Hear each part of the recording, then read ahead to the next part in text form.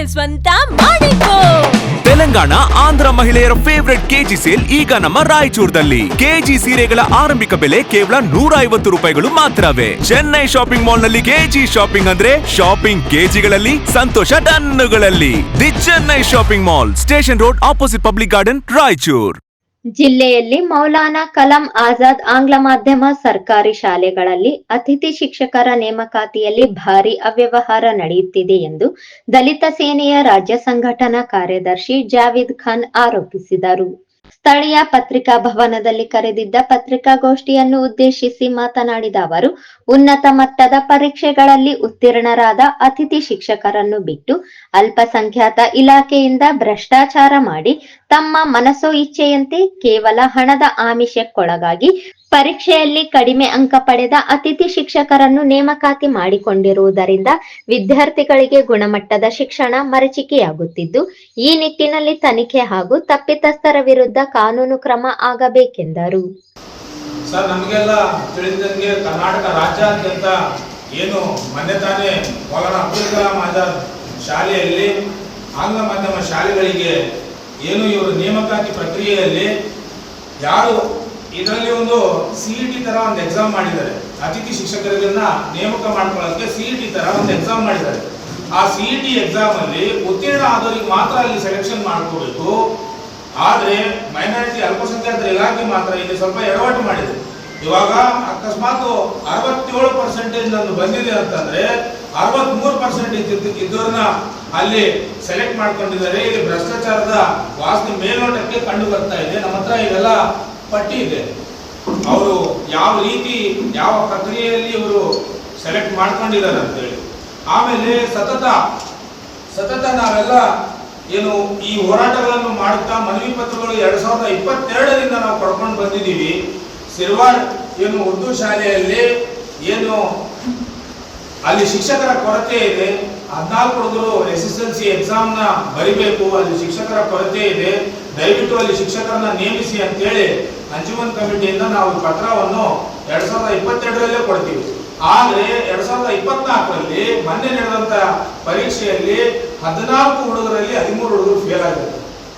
ಒಬ್ಬರು ಪಾಸ್ ಆಗಿರ್ತಾರೆ. ಇದ್ರ ಬಗ್ಗೆ ಗಮನ ಹರಿಸೋರು ಯಾರು? ಶಾಲಾ ಮಕ್ಕಳಿಗೆ ಏನು ಸರ್ಕಾರಿ ಶಾಲೆಗಳಲ್ಲಿ ಪರಿಸ್ಥಿತಿಗಳು ನೋಡಿದ್ರೆ ಒಂದ್ ರೀತಿಯಾಗಿದೆ. ಇಲ್ಲಿ ರಾಜಕೀಯ ವ್ಯಕ್ತಿಗಳು ಮಾತ್ರ ಆರೋಪ ಪ್ರತ್ಯಾರೋಪ ಮಾಡಿಕೊಂಡು ತಮ್ಮ ಕಾಲಹರಣವನ್ನು ಮಾಡೋ ಸಮಯ ಇದಲ್ಲ. ಯಾಕಂತಂದ್ರೆ ರಾಯಚೂರು ಜಿಲ್ಲೆ ಟಾಪ್ 10 ಅಲ್ಲಿ ವಿದ್ಯಾರ್ಥಿಗಳ ಒಂದು ಚಿಂತನ ಮಂಥನ ಒಂದು ಸಭೆ ಮಾಡಬೇಕು. ಅದಕ್ಕೊಂದು ಸಮಿತಿ ರಚನೆ ಮಾಡಬೇಕು. ಏನು ಸರ್ಕಾರಿ ಶಾಲೆಗಳಲ್ಲಿ ಮೂಲಭೂತ ಸೌಕರ್ಯವಿಲ್ಲ, ಅಲ್ಲಿ ವಿದ್ಯಾಭ್ಯಾಸ ಕೊರತೆ ಇದೆ.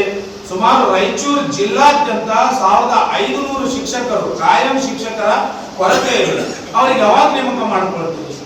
ಶಾಲೆ ಈಗ ಆಲ್ರೆಡಿ ಸ್ಟಾರ್ಟ್ ಆಗಿ 4 ತಿಂಗಳಾಗಿದೆ. ಶಿಕ್ಷಕರಿಲ್ಲ ಅಂತಂದ್ರೆ ಯಾವ ರೀತಿ ನೀವು ವಿದ್ಯಾಭ್ಯಾಸ ಮಾಡಿಸ್ತೀರಿ?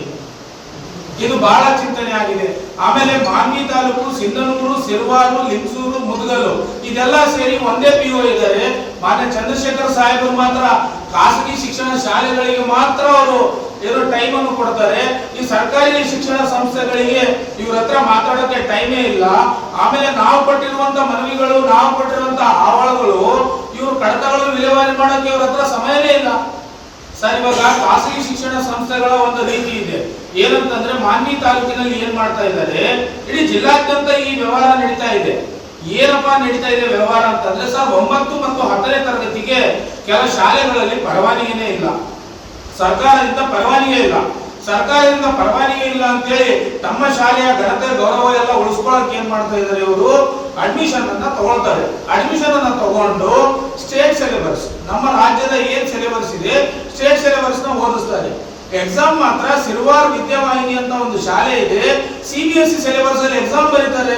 ಮಕ್ಕಳು ಸ್ಟೇಟ್ ಸಿಲೆಬಸ್ ಅನ್ನು ಓದಿ CBSE ಸಿಲೆಬಸ್ ಎಕ್ಸಾಮ್ ಬಂದ್ರೆ ಹೆಂಗ್ ಪಾಸ್ ಆಗ್ತಾರೆ? ಈ ಪ್ರಶ್ನೆಗೆ ಮಾನ್ಯ ಮಧು ಬಂಗಾರಪ್ಪ ಅವ್ರಿಗೂ ನಾವು ಮನವಿ ಕೊಟ್ಟಿದ್ದೀವಿ, ಮಾನ್ಯ ಸಚಿವರಿಗೆ ಮನವಿ ಕೊಟ್ಟಿದ್ದೀವಿ. ಸಚಿವರ OSD ಜಯಪ್ರಕಾಶ್ ಅವರು ಇಮಿಡಿಯೇಟ್ ಆಗಿ DDPI ಸಾಹೇಬರಿಗೆ ಫೋನ್ ಮಾಡಿ ನೀವು ನೋಡಿ ಇದು ಬಹಳ ಗಂಭೀರ ಇದೆ ಪರಿಸ್ಥಿತಿ ಅಂತ ಹೇಳಿ ಅಲ್ಲಿ ಅಡ್ಮಿಷನ್ ಗಳನ್ನ ಸ್ಟಾಪ್ ಮಾಡಿ ಏನಿದೆ ರೆಗ್ಯುಲರೈಸ್ ಅಡ್ಮಿಷನ್ಸ್ ಅನ್ನು ಮಾಡಿ ಅಂತ ಹೇಳಿದ್ದಾರೆ. ಇವಾಗ ಖಾಸಗಿ ಶಿಕ್ಷಣ ಸಂಸ್ಥೆಗಳಲ್ಲಿ ಅವ್ರು ಏನಾದ್ರೂ ಶುಲ್ಕಗಳು ತಗೋಬೇಕಾದ್ರೆ ರೋಸ್ಟರ್ ಮುಖಾಂತರ ತಗೊಳ್ಬೇಕು. ಸರ್ಕಾರದ ಒಂದು ಸುತ್ತೋಲೆ ಏನಿದೆ, ನಿಮ್ಮ ಶುಲ್ಕಗಳು ರೋಸ್ಟರ್ ಹಾಕಿ. ಎಷ್ಟು ಫೀಸ್ ತಗೊಳ್ತಾ ಇದ್ದೀರಾ ಸರ್? LKGಗೆ 25,000, ಬೇಬಿ ಕ್ಲಾಸ್ಗೆ 25,000. ಇದು ಯಾವ ನ್ಯಾಯ?